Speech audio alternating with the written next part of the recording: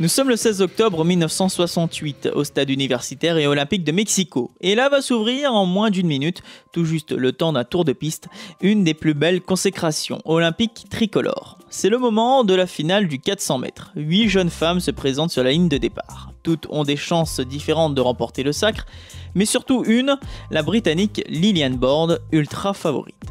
Aux couleurs numéro 5 se trouve une tunique bleu roi pour une reine de la spécialité en France, j'ai nommé Colette Besson, 22 ans. La Charentaise avait préparé ses jeux en altitude à Font-Romeu dans les Pyrénées, en marge des événements sociaux qui touchaient le pays à l'époque, et ceci quelques mois avant les JO mexicains. Le starter lance donc la course finale.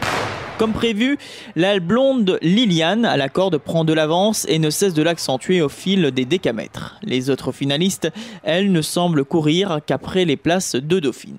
Mais cachée dans la forêt de ces foulées inespérées et à la suite d'une gestion d'efforts incroyable, sort la crinière brune de Colette Besson.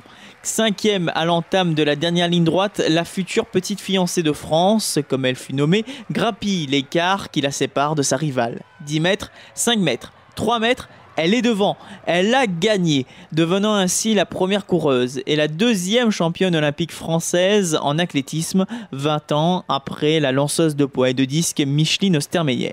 Mais de cette victoire, on retiendra surtout son émotion sur le podium de Mexico. Mais on se rappellera également de son incroyable sourire, de sa passion et de sa pleine conviction en son sport. 52 secondes pour l'histoire, 52 secondes pour son histoire, et qui en écrira bien d'autres. Mais ça, ce sont justement d'autres histoires.